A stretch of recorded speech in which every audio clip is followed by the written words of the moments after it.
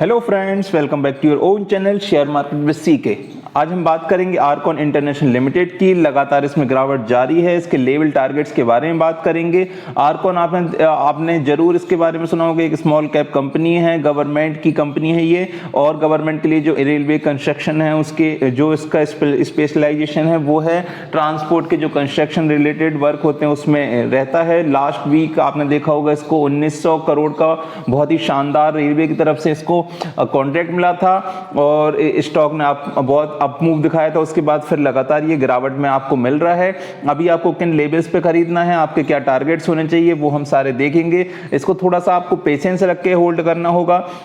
देखिए, हम बात करेंगे तो ये 1976 में बनी थी। कंपनीज एक्ट 1956 के अकॉर्डिंग, कंपनी एक्ट 1956 के अकॉर्डिंग 1976 में स्टैब्लिश किया गया था आरकॉन को, और उसके बाद से ये लगातार सेवाएं देती आ रही है रेलवे में, और आपको बहुत ही बेहतरीन वर्क होता है इसका। अगर हम बात करेंगे इसके आज के दिन की ट्रेडिंग सेशन की, देखिए इससे पहले हम आगे बढ़े, कृपया हमारे चैनल को लाइक करें, सब्सक्राइब करें, जो हमें मोटिवेट करता है। आपकी जो भी क्वायरी हो कमेंट में जरूर लिखें, और हाँ, टेलीग्राम चैनल को जरूर ज्वाइन करें जो शेयर मार्केट विद सी के नाम से टेलीग्राम पे आपको जैसे ही टाइप करेंगे मिल जाएगा। देखिए, हम अगर इसकी आज के दिन की ट्रेडिंग सेशन की बात करेंगे तो जो इसने हाई लगाया था 79.80 का लगाया था और लो लगाया था 77.50 का। तो आपको देखना होगा हाई लगाने के बाद ये फिर नीचे जाके क्लोज हुआ 77.65 पर, और रिटर्न जनरेट किए लगभग 2.5% की। लो रिस्क है, स्मॉल कैप है। अगर हम बात करेंगे लगातार आपको ये गिरता हुआ नजर आ रहा है।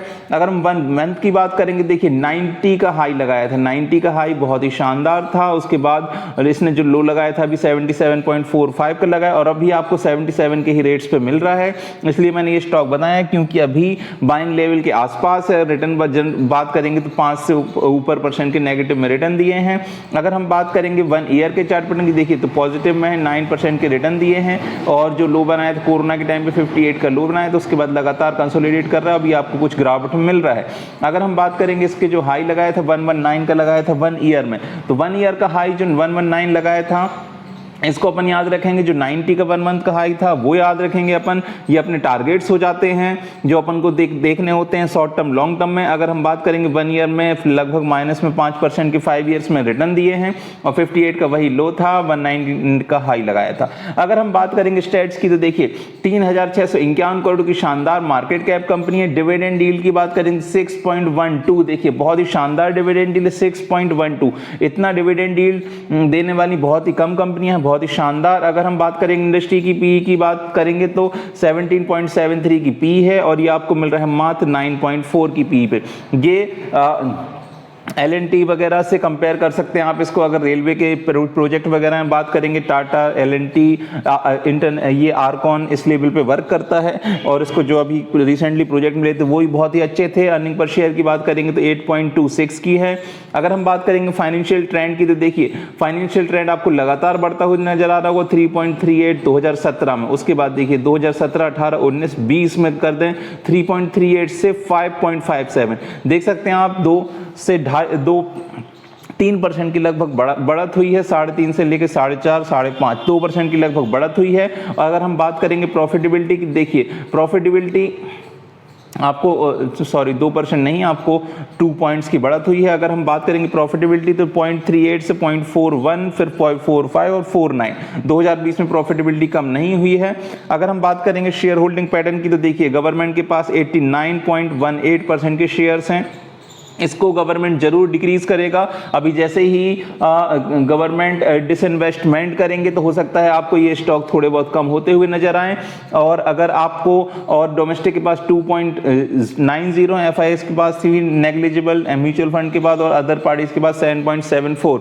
तो आपको अगर डिसइन्वेस्टमेंट होता हुआ नजर आएगा इस कंपनी में, जैसा कि मैं अदर कंपनीज में ही बोलता आया हूं, अगर डिसइन्वेस्टमेंट करती है गवर्नमेंट इसमें, तो ये आपको बूम करता हुआ जरूर नजर आएगा, आपको छाल लेते हुए नजर आएगा, लेकिन उसमें समय लगेगा। ऐसा नहीं कि आपको बिल्कुल 1 महीने में 2 महीने में न्यूज आ जाएगी, हो सकता है 1 साल लग जाए, 1.5 साल लग जाए। तो आपको ये हो सकता है गवर्नमेंट, क्योंकि मोदी गवर्नमेंट जब से आई है तो उनने डिसइन्वेस्टमेंट करना स्टार्ट किया है। ऐसा नहीं है कि पूरा अलग कर देंगे, लेकिन हो सकता है आपको कुछ स्टैक प्राइवेट सेक्टर के पास चला जाए तो वो, और उनका मैनेजमेंट में भी हिस्सा आ जाए, तो ये इसके लिए बहुत ही फायदे का काम होगा ये। अगर हम बात करेंगे इसके आरओए की तो देखिए, आरओई की बात करेंगे तो थोड़ा सा आपको इंक्रीज होता हुआ नजर आ रहा होगा लास्ट ईयर में। आरओसी की बात करेंगे तो इंक्रीज होता हुआ नजर आ रहा होगा। डेटा उतना अच्छा नहीं है, लेकिन स्मॉल कैप के हिसाब से आपको जो इंक्रीज दिख रहा होगा, मतलब अच्छा खासा ग्रोथ हो रहा है।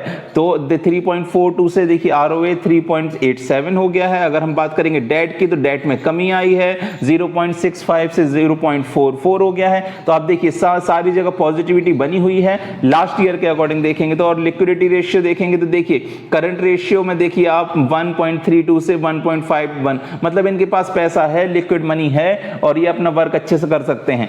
आज के दिन की ट्रेडिंग सेशन की डिलीवरीज की बात करेंगे तो बहुत ही शानदार 70% की डिलीवरीज हुई है। 70% की डिलीवरीज होना बहुत ही लाजवाब है।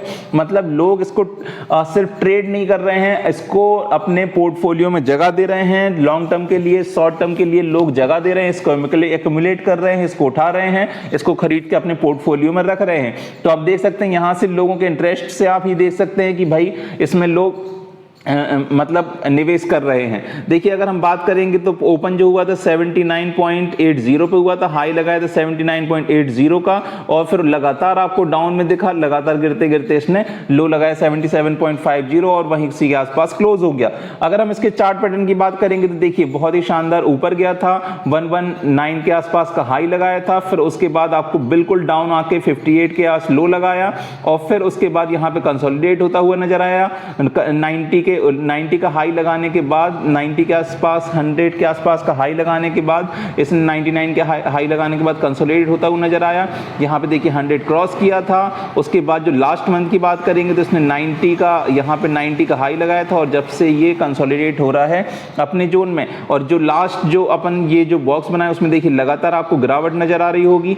अगर हम बात करेंगे इस वाले की, देखिए यहाँ से आपको लगातार गिरावट नजर आ रही होगी, लगातार डाउन ट्रेंड में दिख रहा होगा। बस उसके बाद जब ये 1900 करोड़ की जो न्यूज़ आई थी, उसमें देखिए ये जो ग्रीन कैंडल बनी है ये वही है। 1900 करोड़ की न्यूज़ आई थी, उसके बाद लोगों ने अच्छा खासा बाइंग की थी इसमें, और ये स्टॉक एकदम से ऊपर की ओर उठा था। अभी थोड़ा सा और आपको डाउन ट्रेंड में मिल रहा है, गिरावट में मिल रहा है। तो अगर अभी आप इसको लेना चाहें तो आपको अच्छे खासे लेवल्स पर मिल रहा है। ये देखिए यहाँ पे आप बिल्कुल उठा सकते हैं। अगर ये एक जो लेवल है 77 और 78 के बीच का, ये बहुत ही शानदार है, इसमें आप उठाना चाहते हैं तो अभी उठा सकते हैं। जैसे लोगों ने 70% डिलीवरीज हुई हैं, लोगों ने यहाँ पे एक्यूमुलेट किया है। अगर हम बात करें, क्योंकि ये यहाँ पे रिट्रेस कर रहा है, हो सकता है बाउंस बैक कर जाए यहाँ से, और हो सकता है थोड़ा सा डाउन भी आ जाए।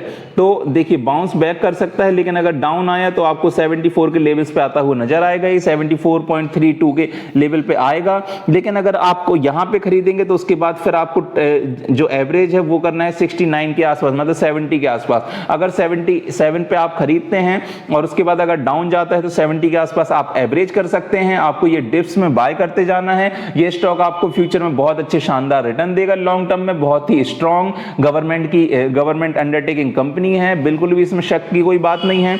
गवर्नमेंट कहाँ जिस कंपनी के ऊपर रहे तो वो तो लॉन्ग टर्म में अच्छा खासा निवेश आप प्रॉफिट करके देगी ही। बस ये है कि थोड़ा सा पेशेंस रखना होगा आपको। अगर इसमें जो भी अच्छी न्यूज आएगी तो ये उधर से आपको देखिए ऊपर की ओर जाता हुआ नजर आएगा। और आपको टारगेट्स की बात करते हैं, देखिए शॉर्ट टर्म में आप आराम से 90 के टारगेट्स रख सकते हैं। लॉन्ग टर्म में रखना है तो वो 119 के या 120 के आसपास के टारगेट्स रख सकते हैं लॉन्ग टर्म में।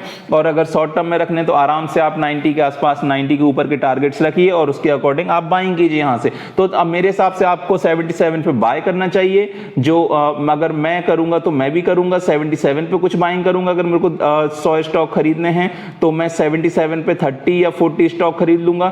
अगर वो जाएगा 74 पर तो फिर मैं 30 और स्टॉक खरीद लूंगा। अगर उसके नीचे जाता है 69 पर तो फिर मैं 30 स्टॉक और खरीद लूंगा। मतलब ये टारगेट्स होगा, आपको 77 पे कुछ स्टॉक खरीदने हैं 30%, फिर 74 पर आएगा तो 30% स्टॉक खरीद लीजिए, फिर 65, 69 से 69 पर आएगा तो आप 30% स्टॉक्स खरीद लीजिए। तो ऐसे आपको इन्वेस्टमेंट करना पड़ता है। ऐसी कंपनियों में थोड़ी स्लो मूविंग कंपनियां होती हैं, लेकिन आपको फ्यूचर में अच्छे खासे रिटर्न देंगे। और जो आपका एवरेज आ जाएगा इसमें, ये आ जाएगा 74 के आसपास का, 74 के आसपास का एवरेज आ जाएगा, और फिर आपको अच्छे खासे रिटर्न देगा ये शॉर्ट टर्म और लॉन्ग टर्म दोनों में। और लेकिन इसमें पेशेंस रखना होगा आपको। ऐसा नहीं कि एकदम से रिलैक्सो वगैरह जैसे, रिलैक्सो एस्ट्रल वगैरह जैसे एकदम से भाग जाए, बजाज फाइनेंस जैसे ऊपर नीचे एकदम से हो जाए, तो ऐसा नहीं होगा। थोड़ा सा पेशेंस रखना पड़ता है। आईजीएल हो गया, आईटीसी हो गया, ये हो गया, एमजीएल हो गया, आरकॉन, तो जो गवर्नमेंट से टच वाली कंपनियां, थोड़ी सी उसमें आपको पेशेंस रखना ही होगा। आप ये लेवल्स और टारगेट्स बिल्कुल आप याद रख सकते हैं, लेवल्स पर खरीद रख सकते हैं। और जो लोग फंसे हुए हैं उनके लिए मैं बता दूं कि अगर वो चाहें तो यहां पे एवरेज कर सकते हैं। अगर वो यहां कहीं पे 80 के आसपास उन्होंने लिया था तो कोई बात नहीं है, आप आराम से अभी होल्ड कीजिए। जब 74 के आसपास जाएगा और तो अब एवरेज कर सकते हैं और 70 के आसपास एवरेज कर सकते हैं। यहां 70 के आसपास जाने की कमी उम्मीद है। अगर 74 टच करता है जो इसका स्ट्रॉन्ग सपोर्ट है तो आप वहां पे एवरेज करिए, आपको फायदा होगा फ्यूचर में। आप आराम से एवरेज कर सकते हैं, बिल्कुल भी मत घबराइए। अच्छा खासा डिविडेंड रिटर्न देता है, बिल्कुल आप इसके साथ बने रहिए। लॉन्ग टर्म के लिए बाय कीजिए और आपको शॉर्ट टर्म में भी ये अच्छे खासे मुनाफे कमा के देगा। आपको कैसा लगा हमारा वीडियो हमें जरूर कमेंट में लिख के बताइए और हमारे चैनल को लाइक करें, सब्सक्राइब करें और टेलीग्राम चैनल को ज्वाइन करना ना भूलें। जय हिंद, जय भारत।